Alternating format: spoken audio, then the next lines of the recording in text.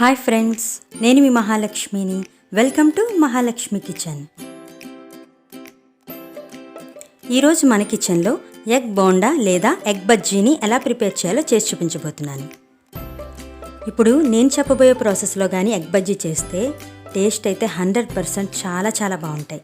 మనం బయట కొనే వాటికన్నా కూడా ఇంట్లోనే చాలా టేస్టీగా, హెల్తీగా, హైజెనిక్గా మనం ప్రిపేర్ చేసుకోవచ్చు. మరి ఆ ప్రాసెస్ ఏంటో ఇప్పుడు మనం చూసేద్దాం. ముందుగా దీనికోసం ఎగ్స్ను బాగా ఉడికించుకొని పైన పెంకు తీసుకొని రెడీగా పెట్టుకోవాలి. ఇప్పుడు ఒక మిక్సింగ్ బౌల్ తీసుకొని 2 కప్పుల శనగపిండిని వేసుకోవాలి. కాస్త బజ్జీలు క్రిస్పీగా రావడం కోసం 1/2 కప్పు బియ్యపిండిని కూడా వేసుకోవాలి. దీనిలో 1/2 స్పూన్ వామును కాస్త నలుపుతూ వేసుకోవాలి. అలా అయితే ఫ్లేవర్ బాగుంటుంది. ఇప్పుడు దీనిలో టేస్ట్ కోసం సాల్ట్ను, 1/2 స్పూన్ పసుపు, 1 స్పూన్ కారం, 1 స్పూన్ బాగా వేపిన జీలకర్ర ధనియాల పొడి, చిటికెడు బేకింగ్ సోడాను వేసుకోవాలి. ఇప్పుడు వీటన్నిటిని ఒకసారి బాగా కలుపుకోవాలి. ఇంకా దీనిలో 1/2 స్పూన్ వరకు గరం మసాలా పౌడర్ని కూడా యాడ్ చేసుకోవాలి. ఇప్పుడు వీటన్నిటిని ఒకసారి బాగా కలుపుకొని తగినన్ని నీళ్లు పోసుకుంటూ మరీ గట్టిగా కాకుండా అలానే మరీ లూజ్గా కాకుండా బజ్జీల పిండిలాగా కలుపుకోవాలి. పిండిని కాస్త చిక్కగానే కలుపుకోవాలి. అలా చిక్కగా ఉంటేనే మనం ఎగ్ వేసినప్పుడు ఎగ్ కోటింగ్ అనేది బాగా పడుతుంది. చూసారు కదా, ఈ కన్సిస్టెన్సీలోనే మనం పిండిని కలుపుకోవాలి. ఇప్పుడు మనం ముందుగా ఉడికించుకున్న ఎగ్స్ను మధ్యగా కట్ చేసుకోవాలి. అంటే ఒక ఎగ్ను 2 పీసెస్ చొప్పున కట్ చేసుకోవాలి. ఇలా అన్ని ఎగ్స్ను కూడా కట్ చేసుకొని రెడీగా పెట్టుకోవాలి. ఇప్పుడు స్టవ్ వెలిగించుకొని డీప్ ఫ్రైకి సరిపడా ఆయిల్ వేసుకొని మరగనివ్వాలి. ఇప్పుడు ఒక్కొక్క ఎగ్ పీస్ను కూడా శనగపిండిలో డిప్ చేసుకోవాలి. చేత్తో కన్నా కూడా ఇలా స్పూన్తో వేసుకుంటే మనకి వేయడానికి చాలా ఈజీగా ఉంటుంది.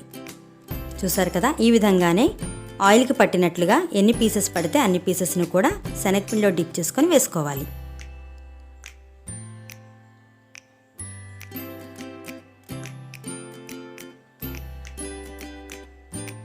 ఇలా వేసిన తర్వాత 1 మినిట్ తర్వాత ఒక్కొక్కటిగా టర్న్ చేసుకోవాలి.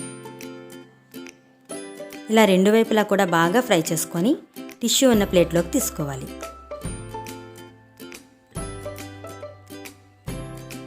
ఇలా మొత్తం బజ్జీలన్నింటినీ కూడా వేసుకొని టిష్యూలోకి తీసుకోవాలి.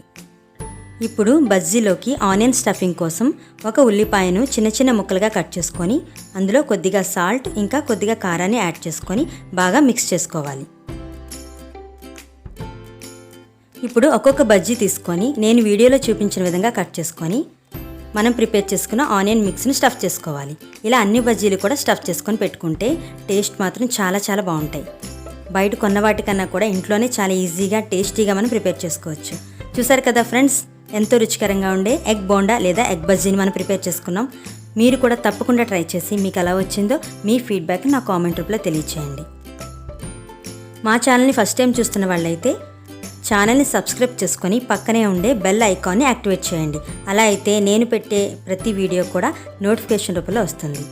మీకు కానీ ఈ వీడియో నచ్చినట్లయితే లైక్ చేయండి, ఇంకా షేర్ చేయండి. ఇంకా ఇలాంటి మరెన్నో రెసిపీస్ కోసం మా మహాలక్ష్మి కిచెన్ సబ్స్క్రైబ్ చేసుకోండి. Thank you.